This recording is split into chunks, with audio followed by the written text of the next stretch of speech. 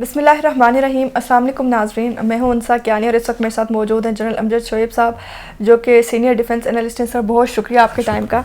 Sir, सबसे पहले मैं आपसे पूछना चाहूँगी कि अभी जो इमरान खान ने UNGA में गए, वहाँ पे जो ख़िताब किया, उसके हवाले से वहाँ पे उन्होंने खुला अल्फाज में भारत को ये मैसेज दिया और तमाम दुनिया को ये मैसेज दिया कि हम भारत से 7 गुना छोटे हैं, या तो सरेंडर कर दें या फिर हम जंग करें। तो हम ला इलाहा इल्लल्लाह के मानने वाले और हम कश्मीरियों की आज़ादी के लिए आखिरी हद तक लड़ेंगे। और उन्होंने बिल्कुल साफ ये मैसेज दे दिया कि हम अपने आखिरी सिपाही और आखिरी गोली तक लड़ेंगे। आप उनके इस मैसेज को कैसे देखते हैं? बिस्मिल्लाहिर्रहमानिर्रहीम। देखिए, जो अक़वाम मुत्तहिदा में मैसेज दिया जाता है वो एक आलमी सतह पे उसकी वक़्त होती है, क्योंकि आप वहाँ पे तमाम दुनिया के ममालिक, उनके हेड ऑफ़ द स्टेट हैं या उनके नुमाइंदे हैं, उनको आप एड्रेस कर रहे होते हैं। अब इसमें जो उन्होंने बात की आखिरी गोली तक, उसमें इससे पहले वाली बात वो ज़्यादा अहम है कि जी हमारे पास 2 ऑप्शंस हैं, या तुम सरेंडर कर दें, मुल्क है हमसे 7 गुना बड़ा है और हम मुकाबला उस तरह नहीं कर सके, तो हम कहेंगे जी हमें सरेंडर कर देना चाहिए। लेकिन दूसरा उन्होंने कहा कि फिर दूसरी ऑप्शन ये है कि फिर हम जंग करें और फिर आखिरी गोली और आखिरी आदमी तक फिर जंग की जाए।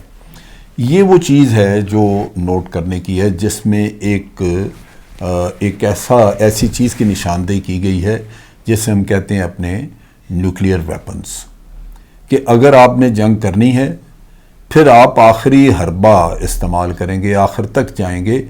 और आज जंग शुरू हो के तो ठीक है, इंसान ये सोचे कि रवायती हथियारों से जंग हो रही है, लेकिन वो किस नहज पे जाएगी, कहाँ तक पहुँचेगी, उसकी नौयत बिल आखिर क्या होगी, ये फिर दुनिया को सोच लेना चाहिए पहले। ये बात करने का मकसद जो था, ये बताने का मकसद ये था कि उस तबाही से बचने के लिए जो बिल आखिर इस खित्ते में आ सकती है कि जंग के नतीजे में, आज अक़वाम आलम को सोचना चाहिए कि उन्हें क्या करना है।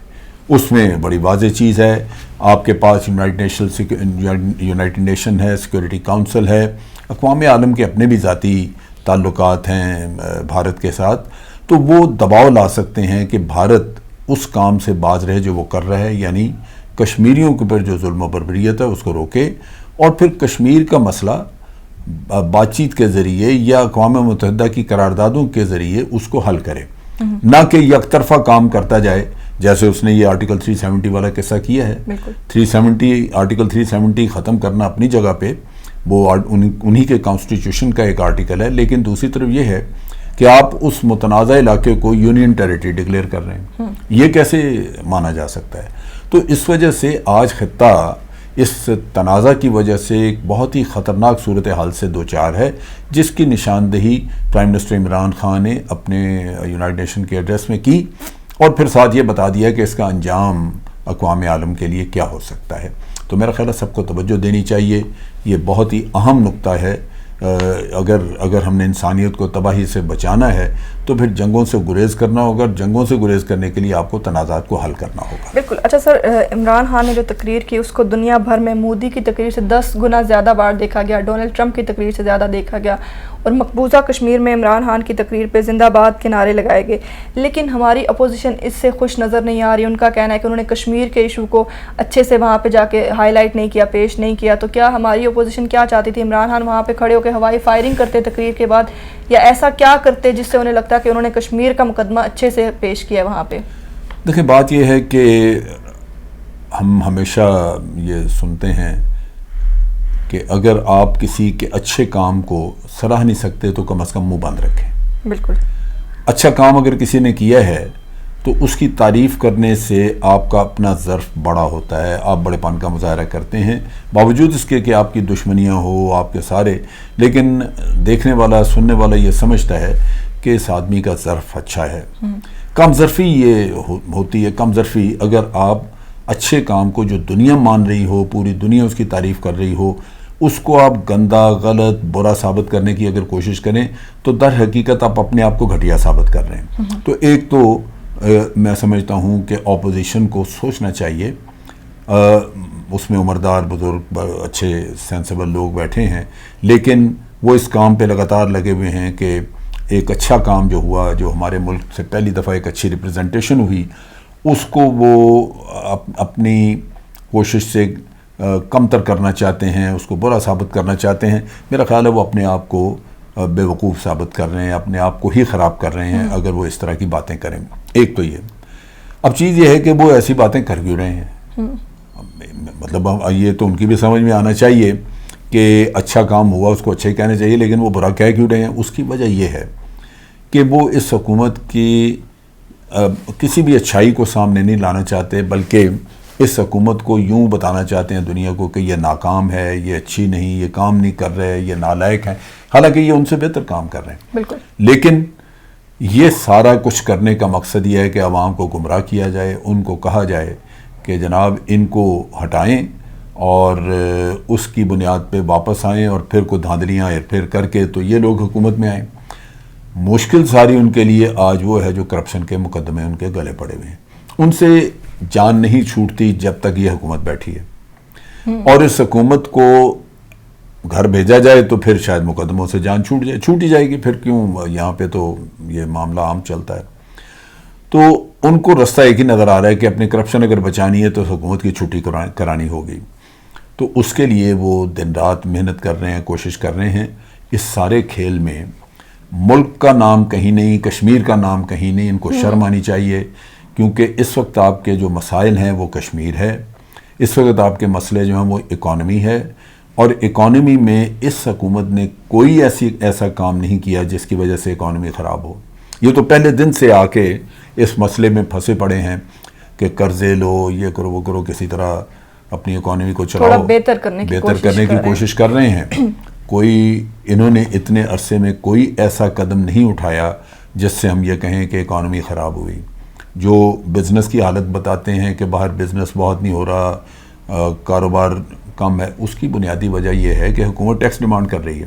اس کی بنیادی وجہ یہ ہے کہ ہمارے ملک میں جو بزنس، کاروبار اور جو بہت کچھ چل رہا تھا، خاص طور پہ پراپرٹی اور ریئل اسٹیٹ میں، وہ سارا 2 نمبر پیسہ ہے.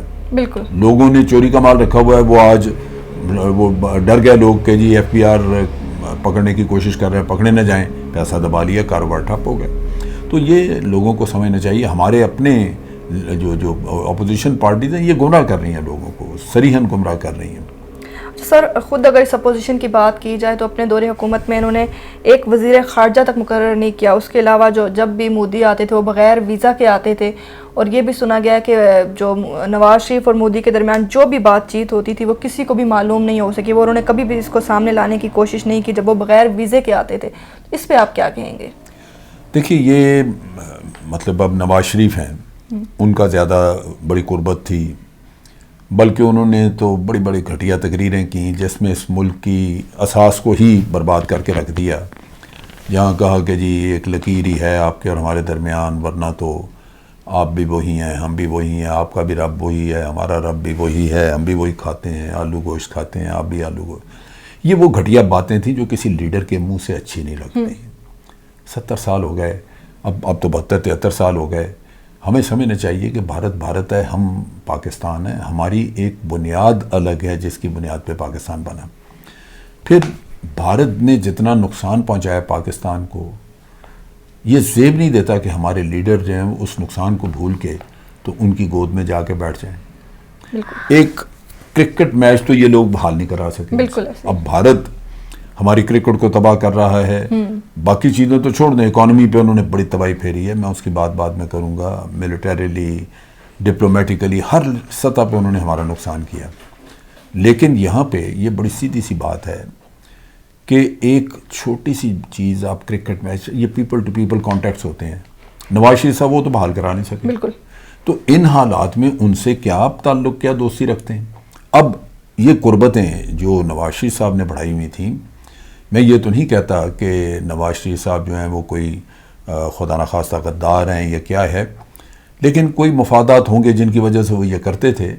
وہ کاروباری مفادات ہو سکتے ہیں، لیکن ان مفادات سے ملک کو کتنا نقصان پہنچ رہا ہے یہ نہیں انہوں نے سوچا. اور بات آپ نے درست کی ہے، جتنی ان کی ملاقاتیں ہوئی ہیں، جو بھی لاہور کی خاص طور پہ تھی، اب اس ملاقات میں انڈیا کی طرف سے ان کے سرکاری افسر بیٹھے ہوئے تھے. ان کا اجیت دوول بیٹھا ہوا تھا جو نیشنل سیکورٹی ایڈوائزر ہے، ان کا فارن سیکرٹری موجود تھا، ان کے ڈیلیگیشن کے وہ لوگ موجود تھے جو ڈسکشن میں حصہ لے رہے تھے جو میٹر کرتے ہیں، جن کی وجہ سے آپ وہ سارا ریکارڈ مینٹین کرتے ہیں. پاکستان کی طرف سے کوئی بھی نہیں تھا سوائے نواز شریف یا ان کے اپنے کو خاندان کے بندے. نتیجہ یہ ہے کہ آج فارن آفس میں آپ کے وزیر اعظم کی ملاقاتیں، ان کے درمیان بات چیت ہونے والی جو بات چیت ہوئی مودی کے ساتھ، اس کا کسی کا کوئی ریکارڈ نہیں ہے کیونکہ کسی نے نوٹ ہی نہیں کی. فارن سیکرٹری کو آپ نے نہیں آنے دیا. فارن سیکرٹری یہاں سے چلے، ان کو رستے سے واپس بھیج دیا. اسلام آباد سے وہ چلے، ان کو کہا جی نہیں آپ کی ضرورت نہیں ہے. اسی طرح national security advisor Nasir Khan Janjua تھے، ان کو بھی واپس بھیج دیا. تو آپ اکیلے جو کچھ کر رہے ہیں سارا آپ نے کیا، وہ اس کی روشنی میں اگر ہم بات دیکھیں تو ایک مشکوک قسم کی میٹنگ ہے. جو سرکاری میٹنگز ہوتی ہیں جہاں وزیر اعظم، سٹنگ وزیر اعظم ملک کا بات کرتا ہے، اس کا ریکارڈ بنایا جاتا ہے، اس میں فارن سیکرٹری موجود ہوتا ہے، اس میں لوگ موجود ہوتے ہیں، جس کی وجہ سے آپ ریکارڈ پورا تیار کرتے ہیں. بند کر لینا.